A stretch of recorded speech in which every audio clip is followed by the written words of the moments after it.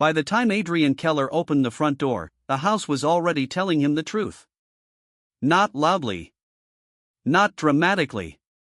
Just quietly enough to destroy a marriage. The rain followed him inside the glass-walled kitchen overlooking Lake Washington. 2 wine glasses sat near the marble counter. One still carried the faint mark of dark red lipstick. The other had been rinsed too quickly. A man's cologne lingered beneath Vanessa's vanilla candle. And upstairs, footsteps stopped moving. Adrian slowly removed his coat. Then he looked toward the staircase and said the 3 words that shattered every illusion his wife still believed she controlled. Trip cancelled. Vanessa froze. Not because he yelled. Because he didn't. Seattle, late October, 2024. Adrian Keller built his life around patterns. Markets moved in patterns. Investors lied in patterns. Employees resigned in patterns. Even disasters announced themselves quietly before becoming visible to everyone else. That was why his company survived breaches that destroyed competitors. Adrian noticed what other people dismissed. The problem was that he had spent 15 years believing his marriage existed outside that rule. The first sign was so small he almost ignored it. Vanessa stopped asking when he would be home. For years, she used to text him around 6:30 every evening. Not demanding. Not needy. Just small questions that made the house feel inhabited by someone waiting for him. How late tonight? Should I keep dinner warm? Do you want wine when you get home? Then one day, the messages stopped. At first, Adrian barely noticed. The fourth quarter acquisition meetings were consuming nearly every hour of his life. His security firm, Keller Stratton Technologies, was finalizing a government contract worth hundreds of millions. His days became flights, conference rooms, legal calls, investor dinners, and sleeping 4 hours a night inside luxury hotels that all smelled identical. Vanessa adapted quietly. Too quietly. One Thursday night, Adrian returned home after midnight. Rain slid across the windows overlooking Lake Washington while the automated lights softened the empty living room in pale amber tones. He loosened his tie and found Vanessa asleep on the couch beneath a cashmere blanket. Or pretending to be. Her phone screen lit briefly in her hand before disappearing beneath the blanket too fast.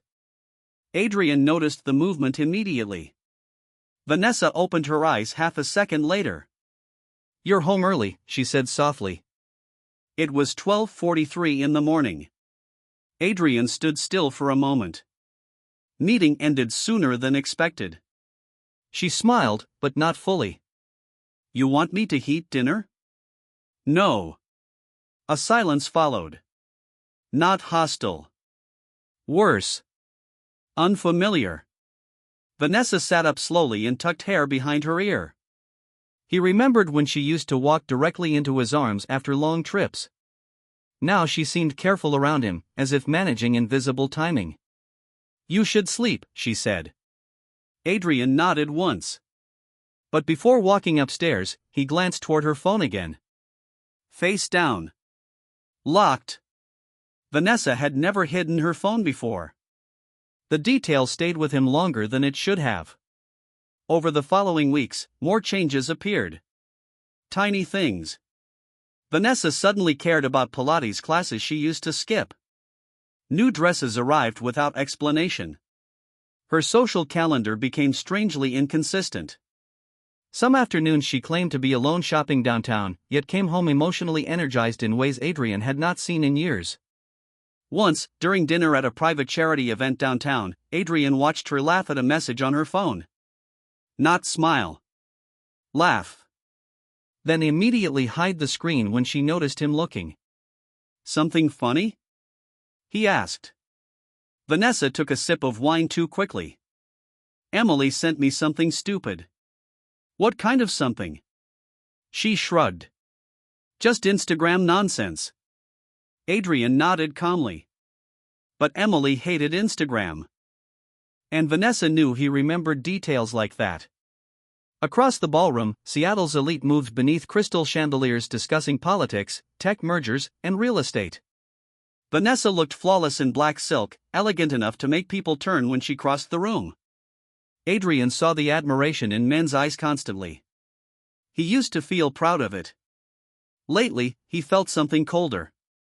Distance. Later that night, they drove home through downtown Seattle in silence while rain reflected against the windshield like fractured neon. Vanessa stared out the passenger window. "You've been busy lately," she finally said. Adrian kept his eyes on the road. "That usually happens before acquisitions. You're always busy before something." There was no accusation in her voice. That made it worse. Adrian glanced at her briefly. "Is there something you want to say?" Vanessa hesitated too long. "No." Another pattern. Years ago, Vanessa would have argued. Pressed. Demanded emotion from him. Now she swallowed disappointment before it reached the surface. When they reached home, she went upstairs first. Adrian remained in the kitchen alone. The house was silent except for the low hum of the refrigerator and rain tapping against glass. Then he noticed it. A receipt near the counter. Folded once. Not intentionally hidden. Just forgotten. He opened it casually. A wine bar in Capitol Hill. Tuesday afternoon. 2 guests. Adrian stared at the timestamp. Tuesday was the same afternoon Vanessa claimed she spent 4 hours with her mother in Bellevue. He folded the receipt carefully and placed it exactly where he found it. No anger came. Not yet. Only awareness. That frightened him more. Upstairs, he entered their bedroom quietly.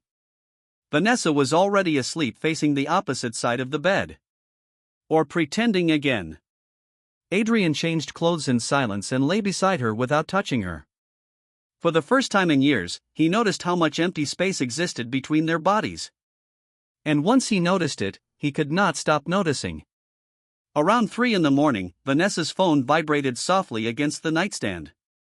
She reached for it immediately. Too immediately for someone asleep. The screen illuminated her face for less than a second before disappearing. But Adrian had already seen enough.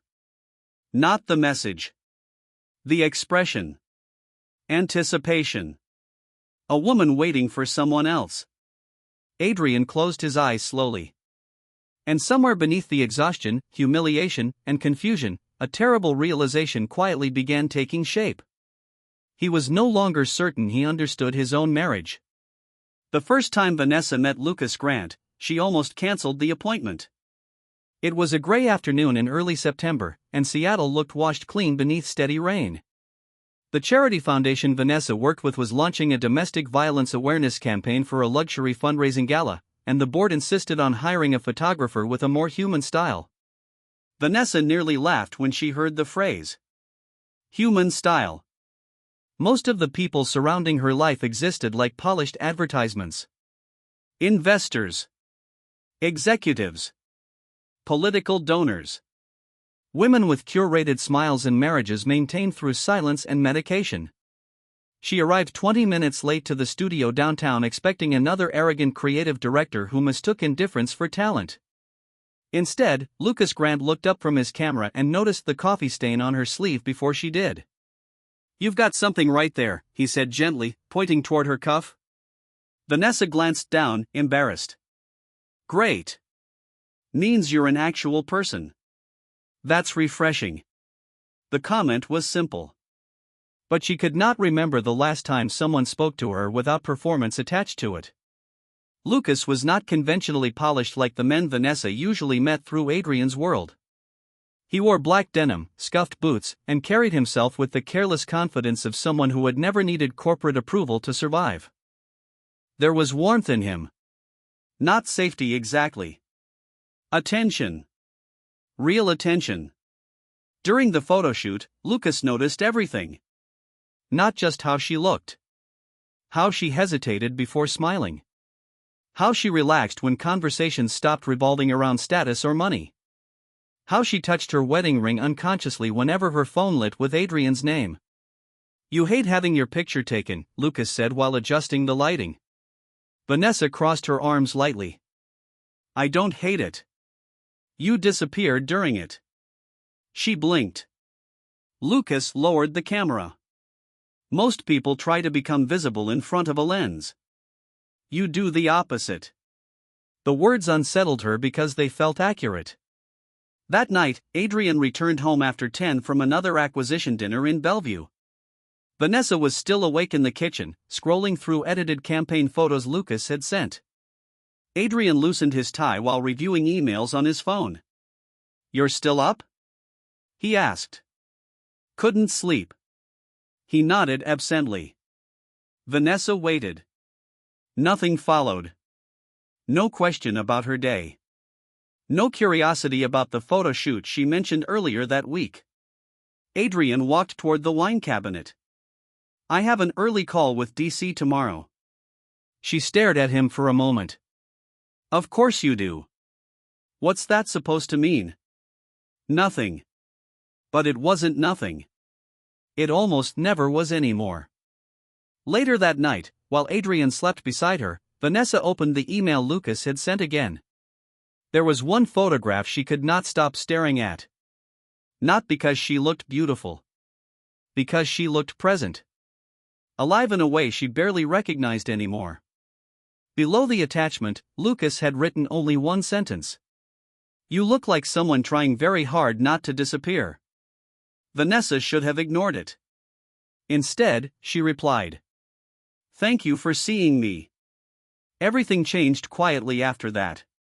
There were no dramatic declarations. No immediate affair. No reckless hotel rooms. Just conversations. At first, they remained harmless enough to survive Vanessa's conscience. Coffee after campaign meetings. Long discussions about art, marriage, ambition, and the strange loneliness of adulthood. Lucas listened without interrupting. He remembered details Adrian no longer seemed to notice. Her favorite author. Her fear of thunderstorms when she was young. The fact she stopped painting after marriage because life became too scheduled. Lucas remembered everything. One rainy afternoon, they sat inside a small cafe near Pike Place Market while condensation blurred the windows around them. You talk about your husband like a business partner, Lucas said carefully. Vanessa looked down at her cup. That's unfair. Is it wrong? She didn't answer. Because part of her already knew. The truth was more complicated than unhappiness. Adrian was not cruel. That almost made it worse. He provided stability, loyalty, protection, success. Their home was beautiful. Their finances secure. Their reputation untouchable. Adrian never humiliated her publicly. Never cheated. Never screamed. He simply stopped seeing her gradually, so slowly neither of them noticed when it began. Vanessa told herself loneliness could exist inside good marriages.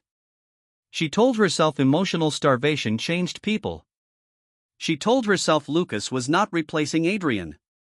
Only restoring something she thought had died. The lies became easier each week. By October, Lucas was texting her daily. And Vanessa had begun deleting messages. That was the moment she knew the line had already been crossed. Still, she continued. Because the attention felt intoxicating after years of emotional silence. Because Lucas looked at her like she still existed. Because every time Adrian missed another dinner or canceled another weekend plan, her guilt found fresh justification. One evening, Adrian returned home unexpectedly early. Vanessa was sitting at the kitchen island smiling at her phone. Not politely. Not socially. The kind of smile that arrived before awareness. She locked the screen too late. Adrian noticed. Of course he noticed. How was your day? He asked calmly while removing his coat. Fine. What made you smile? Vanessa felt her heartbeat stumble once. Emily sent something. Adrian poured himself sparkling water without responding. But Vanessa saw it. That slight pause. Too controlled to be accidental. The silence afterward felt strangely heavy. At dinner, Adrian asked ordinary questions with unusual precision. What time did your meeting end? Who stayed after the board discussion? You said downtown traffic was bad. Which route did you take home? None of it sounded accusatory. That frightened Vanessa more than anger would have. She answered carefully while cutting salmon into small pieces she barely ate. Across the table, Adrian listened quietly. Watching. Recording. The realization unsettled her deeply. He wasn't reacting emotionally. He was collecting information. Later that night, Adrian sat alone in his office reviewing quarterly security reports while the city lights reflected across the windows behind him. On the surface, his expression remained unreadable. But beside his laptop sat a yellow legal pad. And on it, in neat controlled handwriting, were dates. Cancelled lunches. Inconsistent timelines. Receipts. Late-night messages. Tiny details most husbands would dismiss. Adrian did not dismiss patterns. Not in business. Not anymore in marriage. He stared at the list for a long time before closing the notebook slowly. Then he leaned back in silence, feeling something cold settle permanently beneath his ribs. Not certainty. Not yet. But the beginning of it. Upstairs, Vanessa stood alone in front of the bathroom mirror removing makeup while Lucas's latest message glowed softly across her phone screen. I can't stop thinking about you. She closed her eyes. For one brief moment, guilt nearly overwhelmed her. Then she remembered another dinner eaten mostly in silence. Another evening where Adrian barely looked up from his phone. Another night sleeping beside a man who seemed emotionally miles away. And once again, she transformed loneliness into permission. Downstairs, Adrian remained awake long after midnight, listening to the silence inside his own home. And slowly realizing that whatever was happening between him and Vanessa had already begun long before he discovered it. By mid-October, Adrian Keller had stopped searching for proof. What frightened him now was how easily the proof kept finding him. The changes were never dramatic enough to justify confrontation on their own. That was the problem. Any single detail could still be explained away. A delayed response. A cancelled lunch. A sudden interest in appearance. None of it meant infidelity by itself. But together, the details formed something heavier. A pattern. And Adrian trusted patterns more than explanations. On a cold Wednesday evening, Vanessa canceled dinner with him 40 minutes before their reservation at Ascend Prime Steak and Sushi in Bellevue. Family emergency, her text read. Mom isn't feeling well. Adrian stared at the message while sitting inside the back seat of his car outside the restaurant. Seattle's skyline glowed against the water while rain distorted the city lights into blurred streaks. He typed only one response. Understood. Nothing more. No guilt trip. No questions. But instead of returning home, Adrian remained parked for another 20 minutes watching pedestrians move beneath umbrellas outside the restaurant district. Then he opened the shared family location app Vanessa had forgotten they still used. Her phone wasn't in Bellevue. It was downtown Seattle. Near Capitol Hill. Near the same wine bar from the receipt he found weeks earlier. Adrian looked at the screen without expression. A strange numbness moved through him slowly, replacing what should have been anger. He remembered another night 3 years earlier when Vanessa canceled their anniversary dinner because of a migraine. Back then, he had believed her immediately. He even brought home medicine and flowers afterward. Now he found himself wondering where she had really been. That realization hurt more than the lie itself. Because the past had started changing shape. Memories Adrian once considered safe now felt contaminated by possibility. When he finally returned home later that night, Vanessa was already upstairs changing clothes. How's your mother? Adrian asked while loosening his cufflinks. Vanessa froze for half a second. She's okay now. False alarm. I'm glad. That was all he said. Vanessa relaxed immediately. And Adrian noticed that too. The relief. Not relief that her mother was healthy. Relief that he had not pressed harder. Later, while Vanessa showered upstairs, her phone vibrated against the marble bathroom counter. One message preview illuminated briefly before disappearing. Can't stop thinking about tonight. Adrian stood near the doorway long enough to read it. Nothing more. No name attached. The contact information had been deleted. Careful. Too careful. Adrian walked away before the shower stopped running. His chest tightened so suddenly he had to grip the kitchen counter downstairs for several seconds. Not rage. Humiliation. The kind that arrived quietly. The kind that made a man question how long he had been standing inside his own marriage like a guest. Upstairs, Vanessa stepped from the shower unaware he had seen anything. She still believed the situation remained manageable. That was the illusion keeping her calm. Adrian's silence reassured her more each day. If he truly suspected something, she thought, he would react. He would argue. Accuse. Explode. Instead, he remained composed. Predictable. Controlled. So Vanessa convinced herself she still had time. Time to end things gradually. Time to restore balance before real damage happened. Time to keep both versions of her life alive. But control inside an affair was always temporary. And Vanessa did not realize Adrian had already entered a different psychological stage entirely. He was no longer trying to preserve comfort. He was studying collapse. A week later, Adrian attended a cybersecurity conference in San Francisco. Vanessa kissed him goodbye at the airport with convincing warmth, her hand resting softly against his chest. "You'll call when you land?" she asked. Of course. For years, that scene would have comforted him. Now he noticed how carefully timed her affection had become. Like someone remembering obligations rather than expressing instinct. During the flight, Adrian opened old photographs on his phone for reasons he could not fully explain. Vacations in Italy. Christmas parties. Weekends in Napa Valley. Vanessa smiling beside him beneath golden California sunlight 2 summers earlier. He stared at one photograph longer than the others. The date. Late August. The same period Vanessa now claimed her emotional distance had recently begun. But Adrian remembered something suddenly. That weekend in Napa, Vanessa spent nearly an entire afternoon taking calls alone near the hotel garden.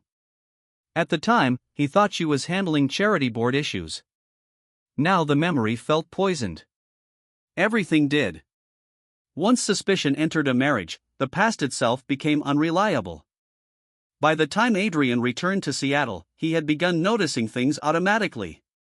Vanessa texting with the phone angled away. Her sudden habit of carrying the device everywhere.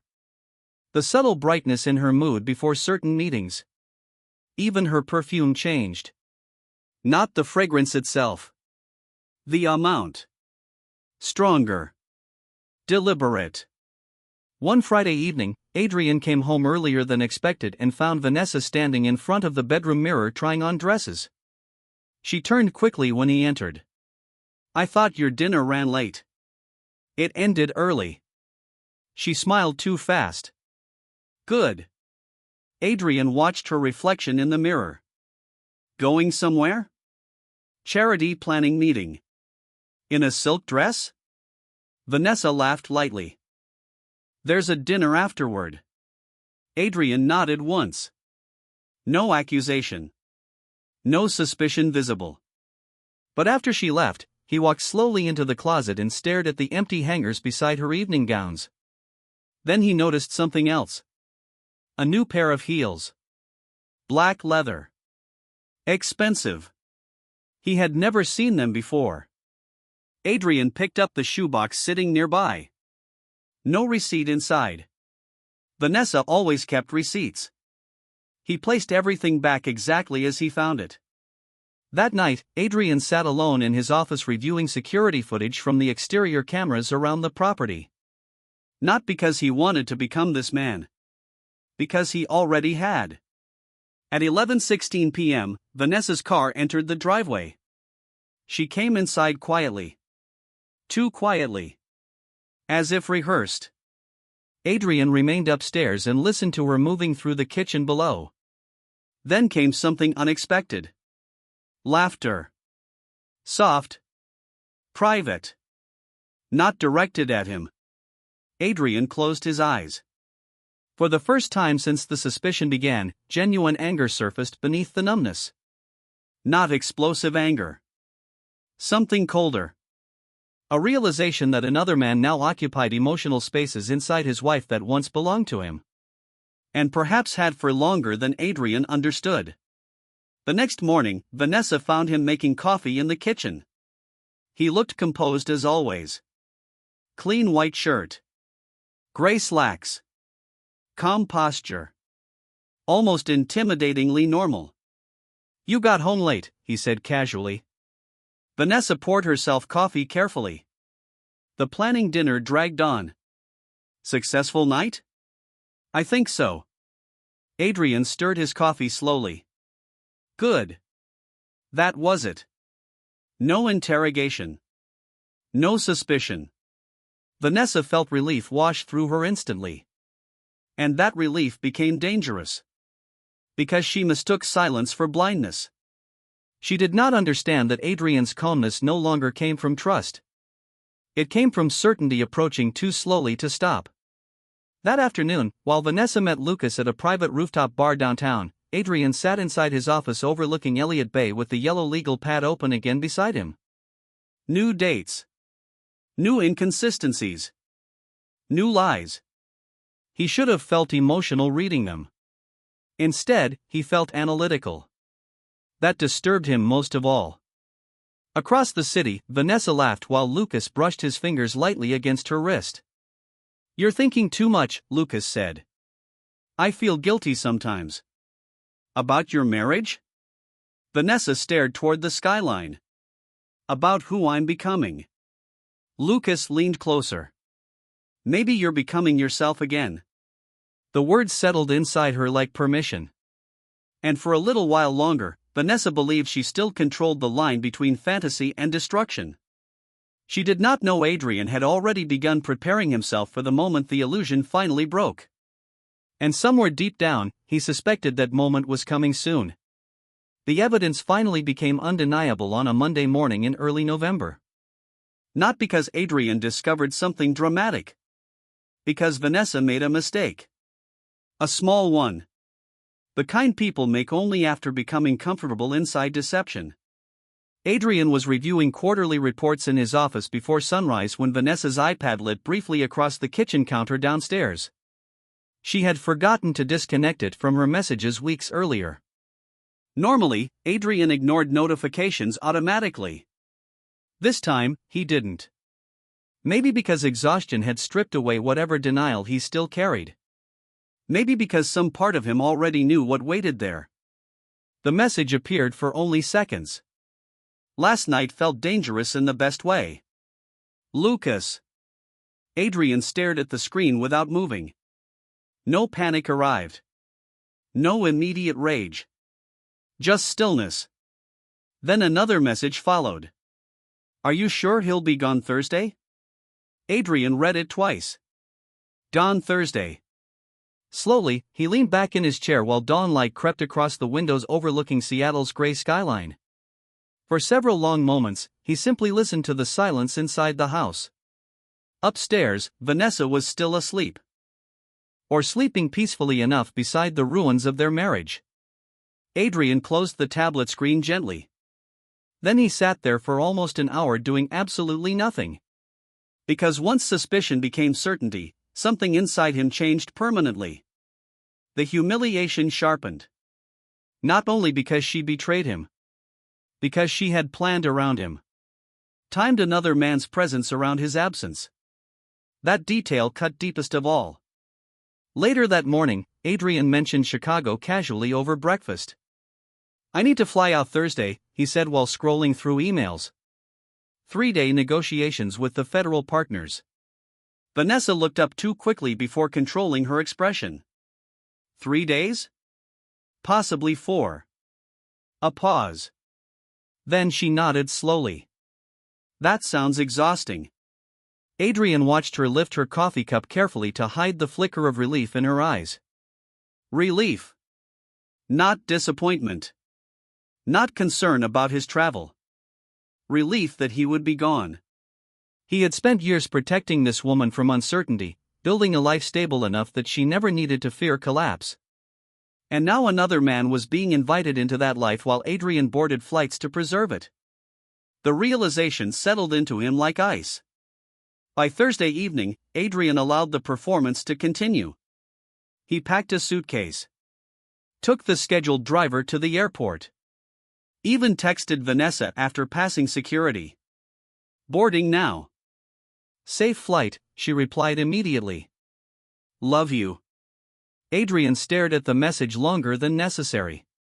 Then he typed the same lie back automatically. Love you too. At 7:15 p.m., the private company jet bound for Chicago departed without him. Because Adrian never boarded it. Instead, he remained inside an executive lounge overlooking the runway, seated alone beside darkened windows while rain battered the glass outside. His phone remained face down on the table. At 8:42, Vanessa texted again. Did you land yet? Adrian ignored it. At 9:11, another message appeared. Everything okay? Still, he said nothing. Not because he wanted revenge.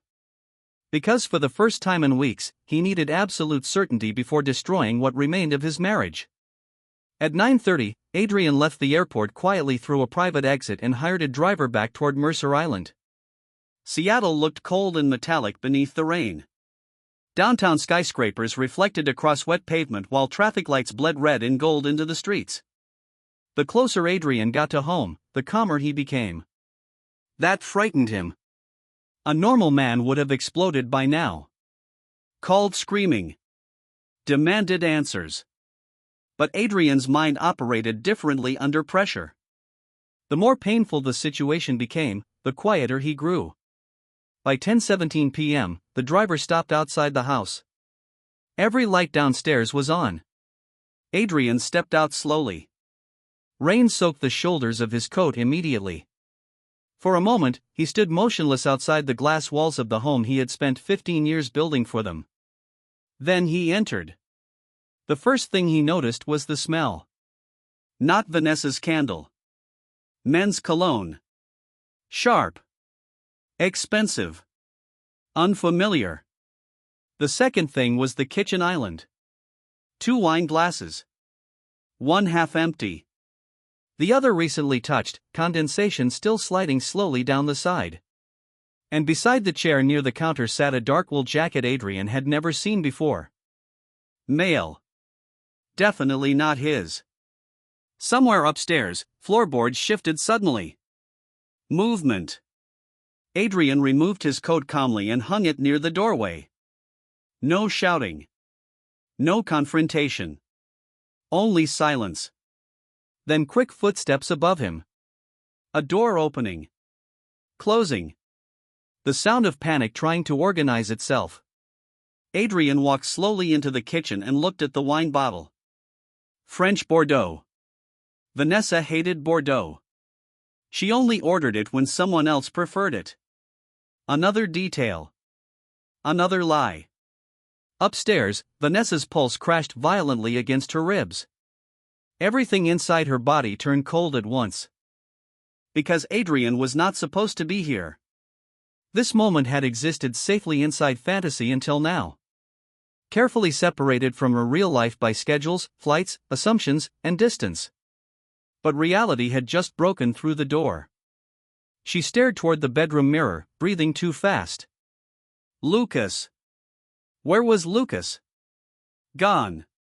He had left barely 4 minutes earlier after Vanessa suddenly noticed the exterior motion lights activate downstairs. At first she thought maybe rain triggered them. Then she heard the front door. Now every worst possibility was happening simultaneously. Vanessa rushed toward the hallway just as Adrian appeared at the bottom of the staircase. Their eyes met. And the entire house seemed to stop breathing. Vanessa wore one of the silk blouses Adrian bought for her birthday the previous year. Her hair was slightly disheveled. Her lipstick softened around the edges like it had been kissed away carelessly. Adrian noticed all of it instantly. But his face revealed nothing. That terrified her more than fury would have. "You're home," she whispered. Adrian looked at her for a long moment. Then his eyes moved briefly toward the jacket downstairs before returning to her face. Yes. Vanessa's mind scrambled desperately for structure, for control, for any version of reality she could still manipulate. "You said Chicago. Trip cancelled." 3 words. Quiet. Controlled. Fatal. Vanessa froze completely. Because every imagined version of being caught had included emotion. Anger. Yelling. Accusations. Chaos. Not this. Not Adrian standing perfectly still looking at her like a stranger he no longer recognized. The silence became unbearable instantly. Vanessa tried to speak again, but nothing coherent formed. Adrian walked past her slowly toward the upstairs hallway. Not rushing. Not hunting. Certain. He paused near the bedroom doorway and glanced once toward the bathroom sink. 2 drinking glasses. A second toothbrush still damp. Then toward the bed. Wrinkled sheets. Vanessa felt herself beginning to panic visibly. Adrian. He turned toward her calmly. And suddenly the full horror of the situation hit her all at once. He already knew. Maybe not everything. But enough.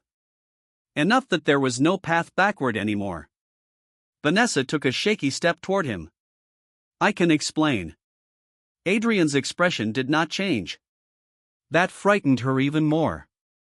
Because beneath his calmness, she sensed something enormous collapsing silently behind his eyes. Not only trust. History. Memory. Identity.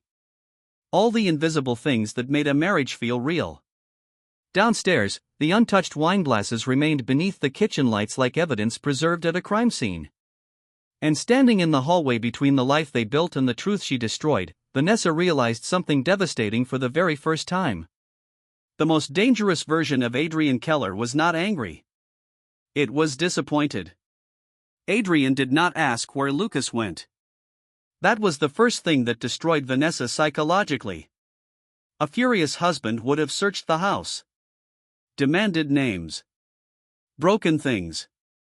Forced the chaos into the open where it could almost feel survivable. But Adrian did none of that. Instead, he walked calmly downstairs, picked up the unfamiliar jacket from beside the kitchen island, and folded it neatly over the back of a chair as if handling a guest's forgotten property. Then he poured himself a glass of water. Vanessa stood halfway down the staircase watching him, trembling so hard she had to grip the railing. "Adrian," she whispered again. He looked up politely. Not lovingly. Not angrily. Politely. "Yes?" The distance inside that single word terrified her more than shouting could have. Vanessa descended the stairs slowly, her heartbeat deafening inside her ears. The house suddenly looked different to her now.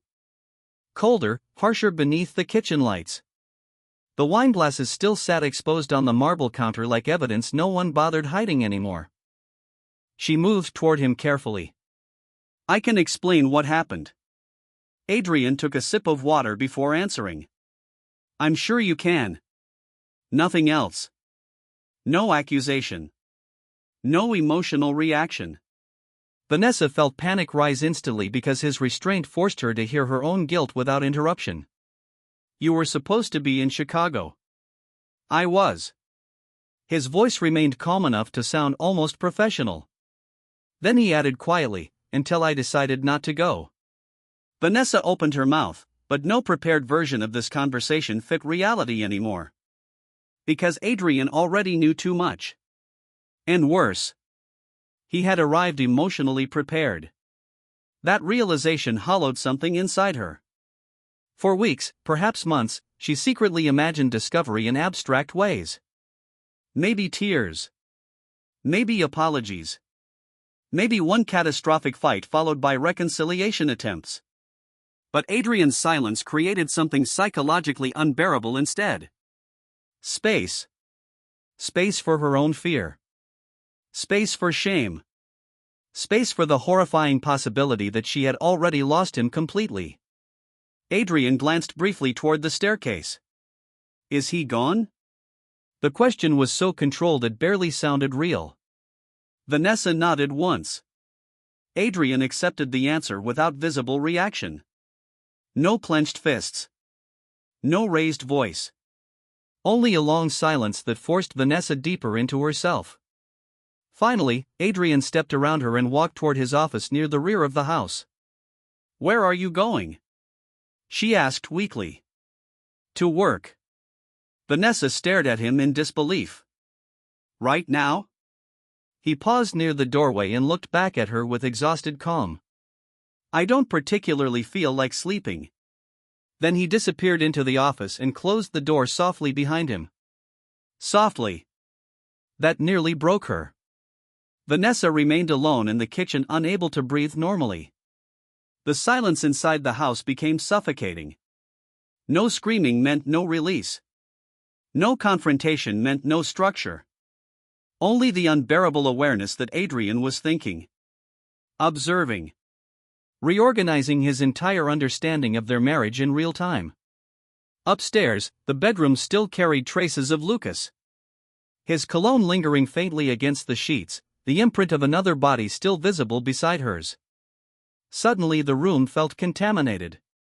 Vanessa sat at the edge of the bed and grabbed her phone immediately. Lucas answered after the fourth ring. What happened? He whispered. He came home. Silence. Then, Jesus. Vanessa closed her eyes tightly. He knows. How much? I don't know.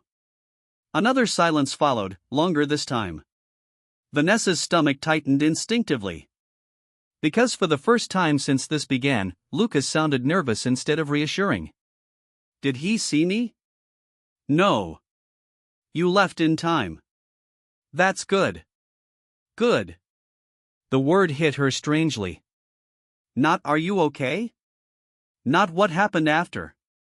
Just relief that he personally avoided consequences.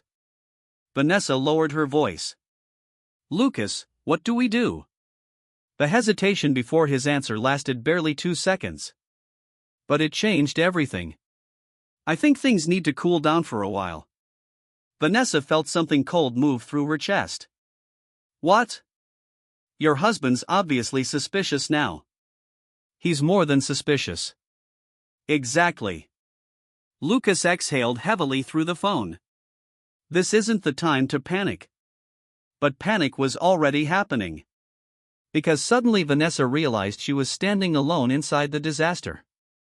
Lucas sounded distant already. Careful. Detached.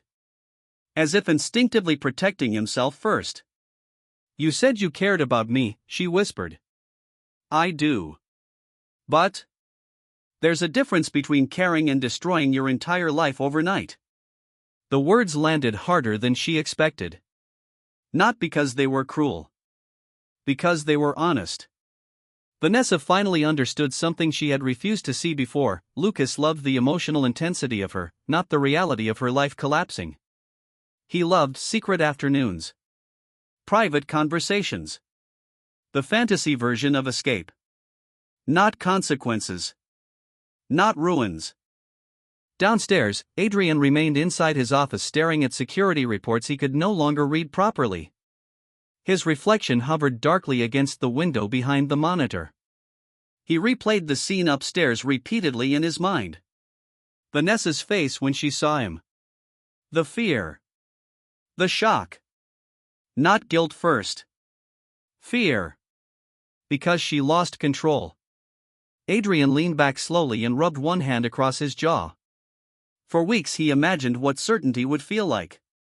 Now he knew. It felt strangely empty. The pain itself was enormous, but even worse was the realization that part of him had emotionally prepared already. The real shock happened long before tonight. Inside all those tiny moments where trust quietly began dying piece by piece. The receipt. The lies. The hidden smiles. The changed perfume. He remembered every single detail now with brutal clarity. And beneath the humiliation sat another realization he could barely tolerate. He had been the last person to fully understand his own marriage. Around 2 a.m, Vanessa finally entered the office doorway carefully. Adrian looked up from his laptop immediately. Still composed. Still terrifyingly calm. She folded her arms around herself like someone freezing. "Can we talk?" "We are talking." "No, really talk." Adrian studied her silently for several seconds. Vanessa suddenly hated how polite he looked. White dress shirt still pressed perfectly. Posture controlled. Voice measured. Like a man conducting damage assessment after a catastrophe. Not a husband whose heart had been ripped open hours earlier. Tears gathered in her eyes. "Why are you acting like this?" A faint crease appeared between Adrian's brows. "Like what?" "Like you don't even care." That finally caused a visible reaction. Very small. But real. Adrian stood slowly from the desk. When he spoke, his voice remained quiet. "That's the problem, Vanessa." He walked closer until only a few feet separated them. "I cared enough to notice." The words hit her harder than anger would have. Vanessa felt tears spill immediately. "I never wanted this to happen." "No," Adrian said softly. "You just kept making decisions that led here." She flinched. Because he was right. And because he still refused to scream. That restraint forced every truth to remain exposed without emotional smoke hiding it. Vanessa took a shaky breath. It wasn't supposed to become serious.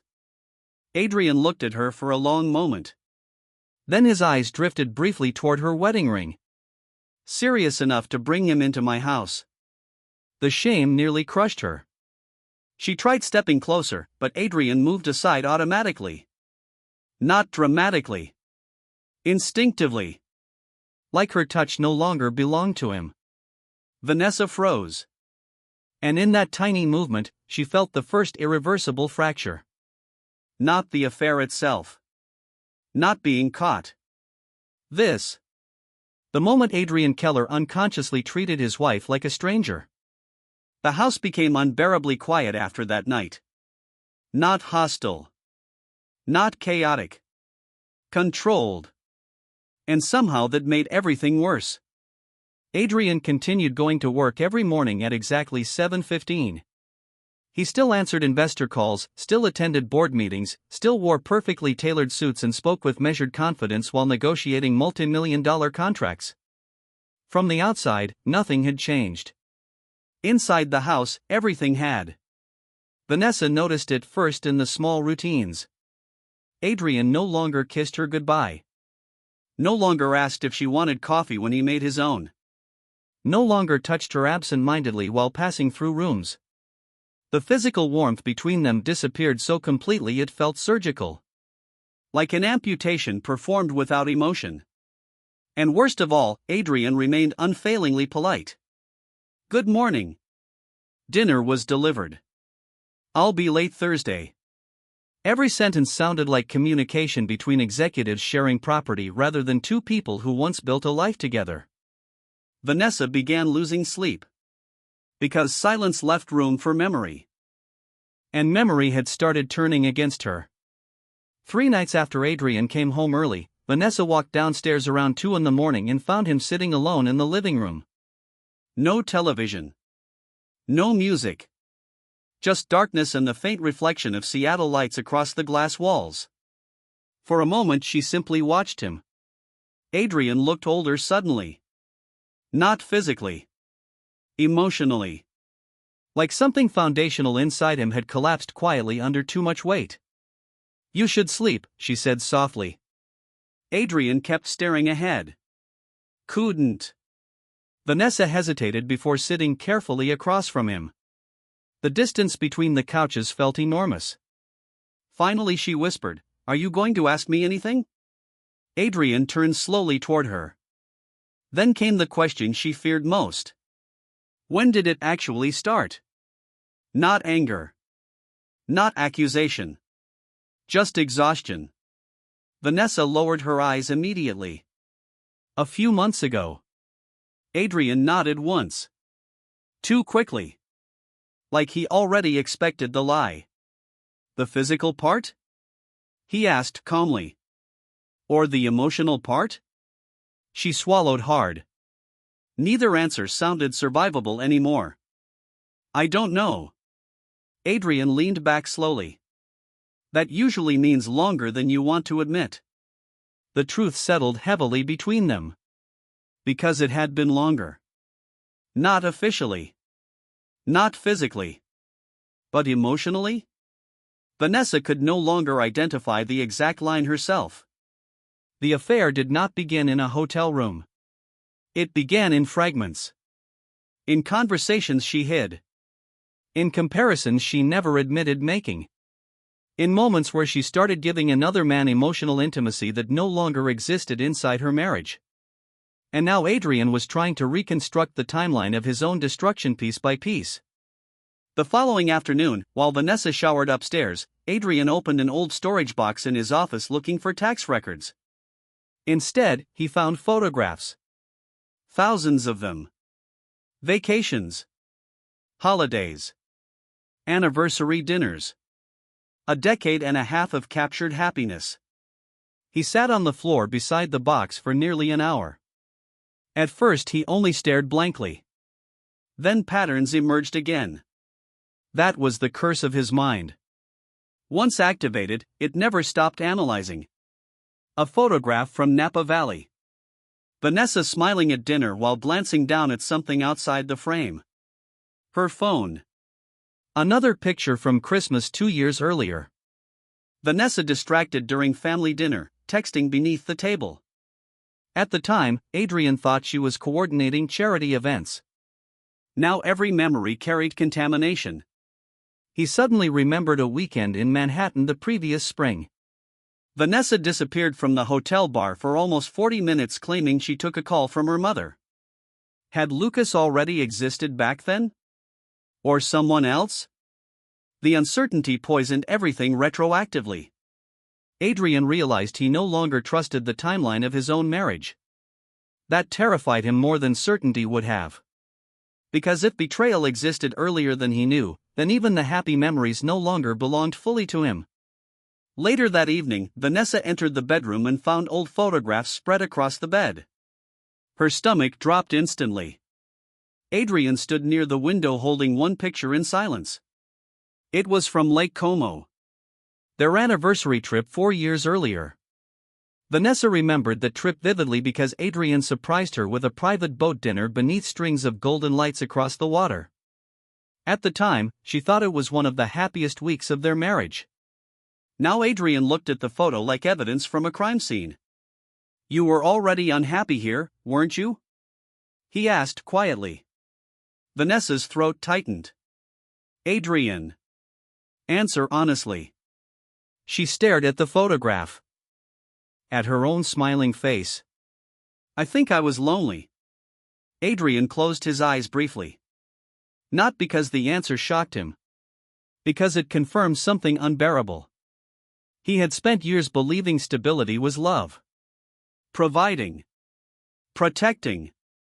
Building. Meanwhile, Vanessa had been disappearing emotionally beside him slowly enough that he never truly saw it happening. "I worked for us," he said quietly. "I know." "No." He finally looked at her directly. "I don't think you do." The pain in his voice remained controlled, but now she heard it clearly underneath. Deep. Exhausted. "I thought giving you security mattered." It did matter. Apparently not enough. Vanessa stepped closer instinctively. "That's not fair." Adrian gave a faint, humorless smile. "Fair?" The word almost broke apart inside him. "You brought another man into our house." Vanessa flinched immediately. Tears filled her eyes again. I know what I did. No, Adrian said softly. I don't think you fully do yet. The room fell silent. Outside, rain slid down the bedroom windows while distant traffic moved through Seattle below like a different world continuing normally.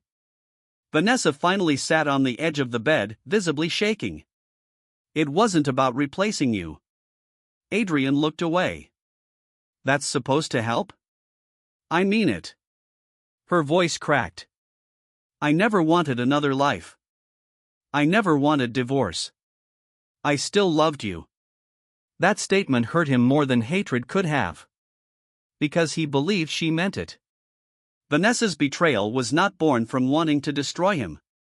It came from emotional hunger. She justified one compromise at a time until the compromises became another relationship entirely. Which somehow made the tragedy worse. You loved me, Adrian repeated quietly. And still did this. Vanessa covered her face briefly. I felt invisible. The confession finally escaped fully. Raw. Ugly. Honest. You stopped looking at me years ago, she whispered through tears. You stopped seeing me as anything except part of your schedule. I know you loved me in your way, but it felt like I disappeared inside this marriage. Adrian listened silently. And the terrible part was that some of it was true. He remembered the missed dinners. The cancelled weekends. The constant work. The years spent assuming loyalty could survive emotional neglect indefinitely. But another truth existed beside it. Vanessa had choices before betrayal. And she crossed those lines repeatedly while convincing herself she remained a good person. Adrian sat down slowly across from her. For the first time since discovering the affair, he looked genuinely tired instead of controlled. When you were with him, he asked quietly, did you still come home and tell me you loved me? Vanessa froze. Because the answer was yes. Many times. Adrian nodded before she even spoke. That's what I can't understand. His voice lowered further. How long was I standing inside a performance without knowing it? Vanessa started crying harder now, not dramatically but helplessly. Because there was no defense against that question. Only damage. Adrian stared at the scattered photographs again. And suddenly he realized the affair had destroyed something beyond trust. It destroyed certainty. He no longer knew which memories were real, which smiles were honest, which moments belonged to them and which were already shared emotionally with someone else. Their entire marriage had become unstable in retrospect. And once the past collapses, the future becomes almost impossible to rebuild. Across the room, Vanessa finally understood the true scale of what she had done. Not just cheating. She had contaminated the emotional history of their entire life together. And sitting among photographs that no longer felt safe to either of them, both husband and wife realized something devastating at exactly the same moment. Even if love still existed somewhere beneath the wreckage, trust no longer did. The collapse became public 3 weeks later. Not through Adrian. Not through Vanessa. Through the kind of quiet social leakage that destroys reputations faster than scandal ever could. In Seattle's upper circles, people rarely asked direct questions. They simply stopped inviting you places. And Vanessa noticed the shift almost immediately. It began with cancelled lunches. Then delayed responses. Then silence. Women who once texted her daily suddenly became busy. A charity board member rescheduled meetings twice before quietly replacing Vanessa as lead coordinator for the winter gala. Another friend stopped midway through a conversation at a wine event after realizing Adrian had entered the room. No one confronted her openly. That made the humiliation worse. Because whispers moved faster than truth. And once suspicion attached itself to a wealthy marriage, everyone began reconstructing old moments retroactively. Vanessa understood exactly how it happened. Someone saw Lucas leaving the house that night. Or noticed them together earlier downtown. Or perhaps one of Lucas's friends talked too loosely after drinks. Affairs in affluent circles rarely stayed secret because secrecy itself became currency. Now Vanessa could feel herself turning into conversation material. A cautionary story disguised as sympathy. The final blow came during the Keller Stratton Foundation Gala in downtown Seattle near the end of November. The event was supposed to celebrate the company's new Veterans Rehabilitation Initiative. Politicians, investors, media executives, and nearly every influential name in the city attended. Vanessa almost refused to go. But Adrian looked at her calmly over breakfast 3 days earlier and said, "You should still attend." Still. One word. As if her place beside him already belonged to the past. That night, the ballroom glittered beneath gold chandeliers while cameras flashed across polished marble floors. Vanessa wore a silver gown chosen weeks before the affair exploded publicly. At the time, she imagined arriving beside Adrian as the flawless power couple Seattle expected. Now she felt like an actress walking into her own execution. Adrian remained composed beside her. Perfectly composed. Black tuxedo. Controlled posture. Calm voice. If strangers looked closely enough, they might notice he no longer touched his wife naturally. No hand at her waist. No quiet private smiles. No unconscious intimacy. Only distance wrapped in politeness. And Vanessa felt every inch of it. As they crossed the ballroom, conversations shifted subtly around them. Not obvious enough to accuse. Just enough to isolate. Vanessa caught fragments anyway. "That's her? I heard he came home early. Apparently the guy was younger. Poor Adrian. Poor Adrian." The words cut deepest because they confirmed something he himself could barely survive internally. Everyone pitied him. The powerful CEO. The controlled strategist. The man who managed billion-dollar security infrastructures yet somehow failed to protect his own marriage. Adrian heard the whispers too. Of course he did. But his face never changed. That frightened Vanessa now more than anything else. Because she could sense how much pressure existed beneath that restraint. At one point during the gala, Adrian stood speaking with Senator Howard Green near the donor stage while Vanessa remained alone near the champagne tables. That was when she noticed people checking their phones. Then looking toward her. Then quickly away. Her stomach tightened instantly. A social media account had posted photographs. Not explicit. Worse. Intimate. Vanessa and Lucas seated together at a rooftop bar weeks earlier. His hand touching her wrist. Her smiling at him in ways unmistakably personal. The photo spread through private circles within minutes. Someone nearby whispered her name. Another person pretended not to stare. Vanessa suddenly could not breathe properly. She turned instinctively toward Adrian across the ballroom.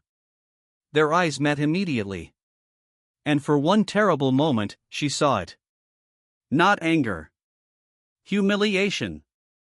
Pure humiliation buried beneath discipline so intense it looked almost inhuman. Adrian excused himself from the senator calmly and crossed the ballroom toward her. Every step looked controlled. Measured. But Vanessa knew him well enough to recognize the tension beneath it now. "You should go home," he said quietly once he reached her. She stared at him helplessly. "Adrian. I'll handle the press if necessary. Not us. Not this. The press. Like crisis management." Vanessa's eyes filled immediately. "Please don't do this here." Adrian looked around briefly at the room pretending not to watch them. Then back at her. "I'm not the one who did this here." The words landed softly. And somehow that made them devastating. Vanessa left through a side exit 20 minutes later while whispers followed behind her like smoke. Outside, freezing rain hit her bare shoulders as she stood trembling beside the waiting car. For the first time since the affair began, she fully understood what public shame actually felt like. Not dramatic destruction. Social erasure. Meanwhile, upstairs inside the gala's private executive lounge, Adrian finally allowed himself one moment alone. He closed the door behind him and loosened his tie with shaking hands.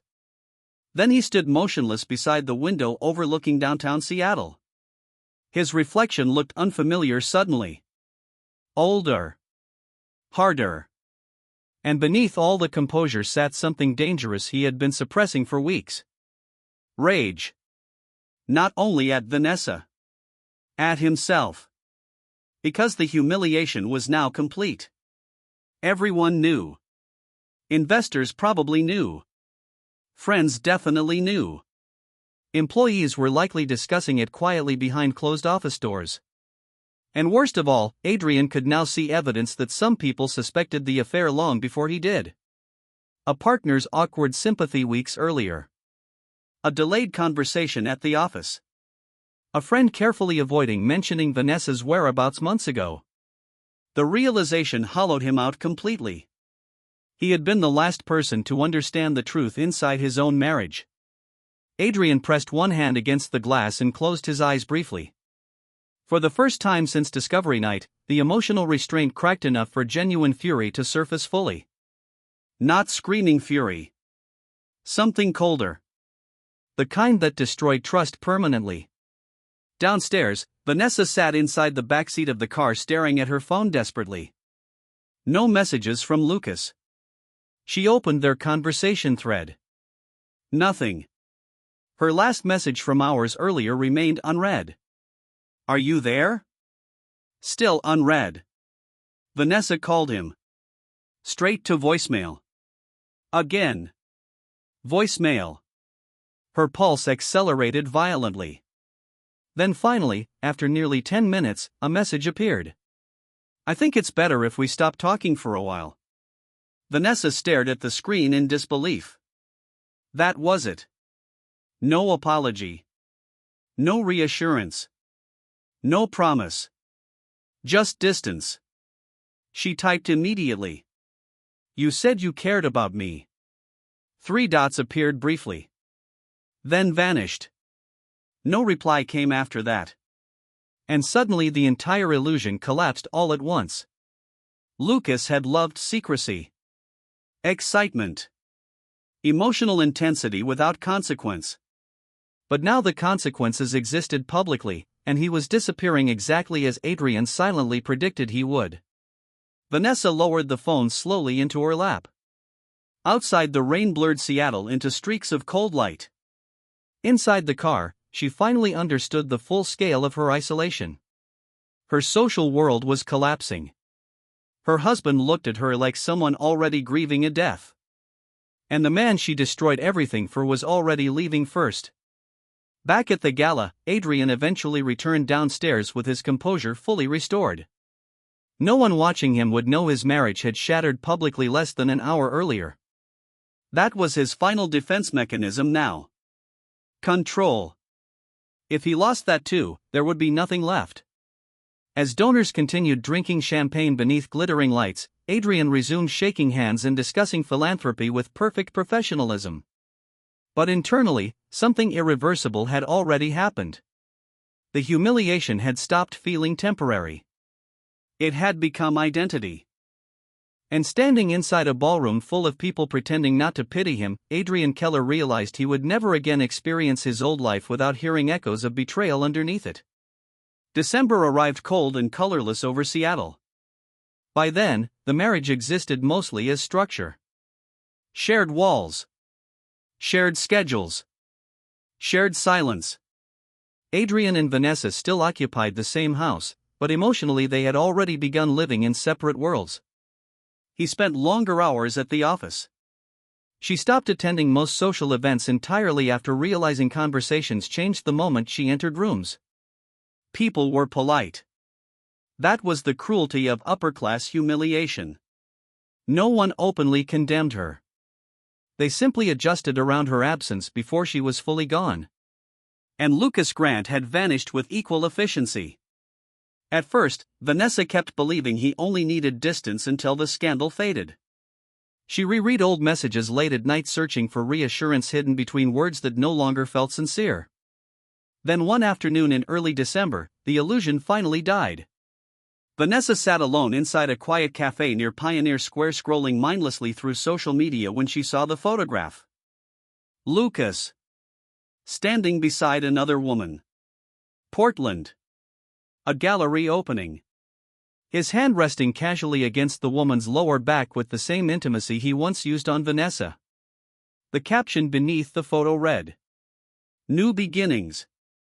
Vanessa stared at the screen so long the coffee in front of her turned cold.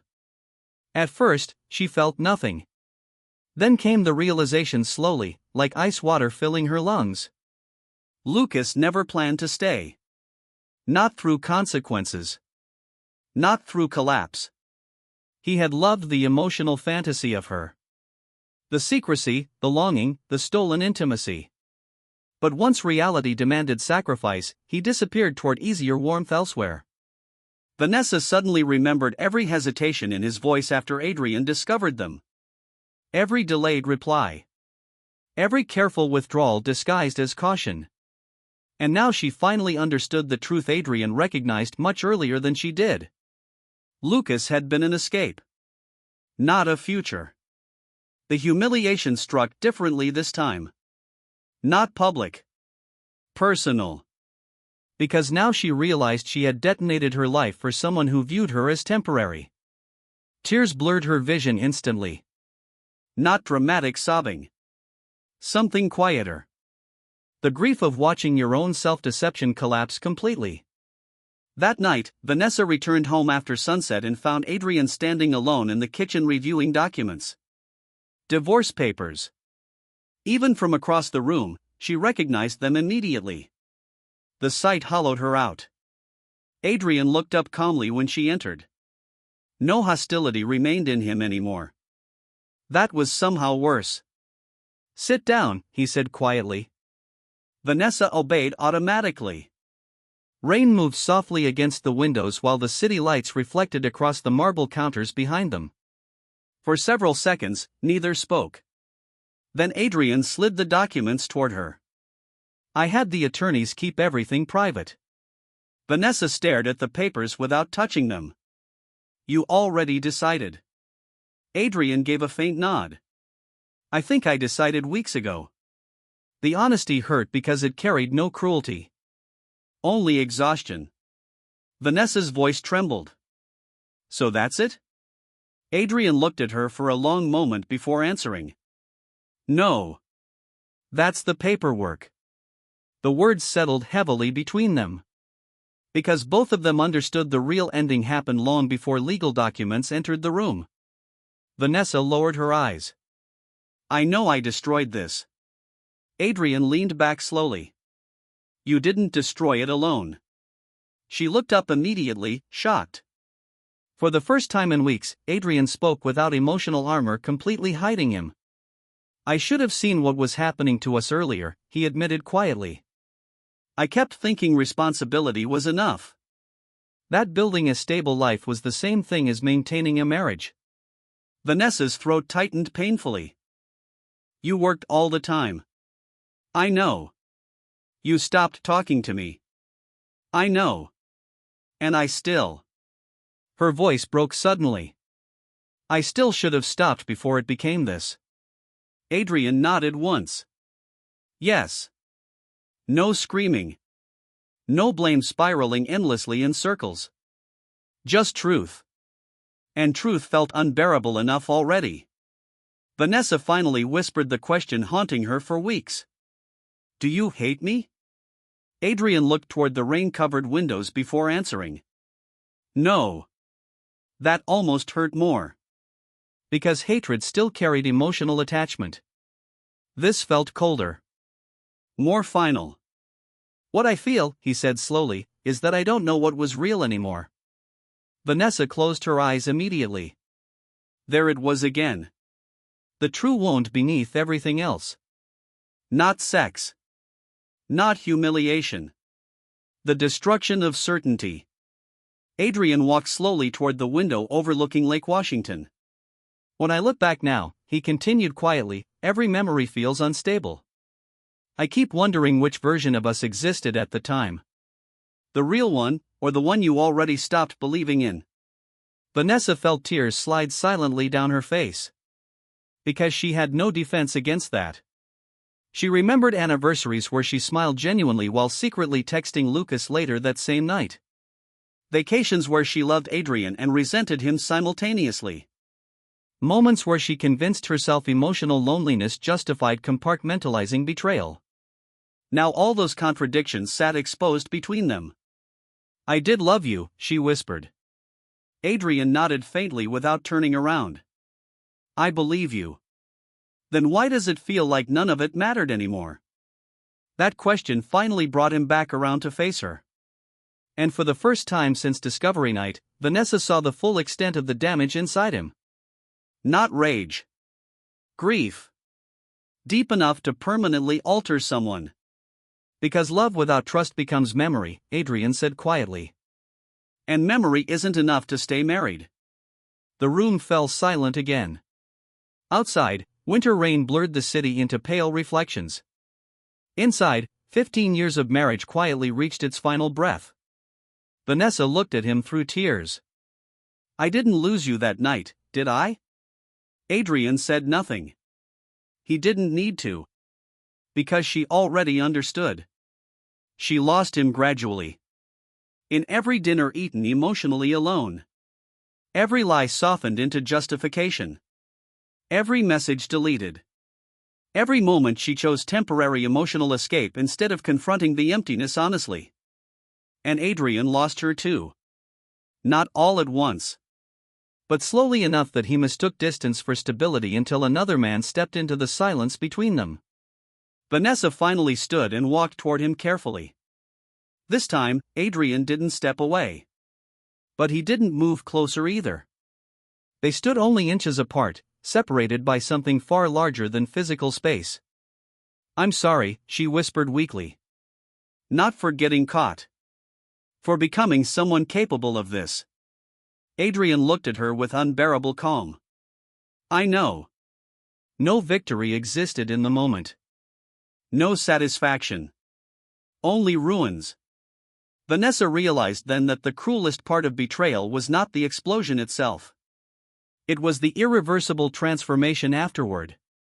The way two people could still love parts of each other and yet become emotionally unreachable forever. Adrian picked up his coat from the counter. "I'll stay downtown tonight." Vanessa nodded silently. At the doorway, he paused briefly. Then he said the final thing she would remember for the rest of her life. "I think we stopped saving each other a long time ago." The front door closed softly behind him. And just like that, the house became unbearably quiet again. Vanessa remained standing alone in the kitchen while rain tapped gently against the glass walls of the home that no longer felt like hers. Somewhere downtown, Adrian Keller drove through Seattle beneath cold winter lights carrying the one thing he could never recover. The ability to trust his own memories. And inside the silence left behind, Vanessa finally understood the true tragedy of what she had done. She did not lose her husband because he came home early. She lost him slowly enough that neither of them realized the marriage was dying until there was nothing left to save.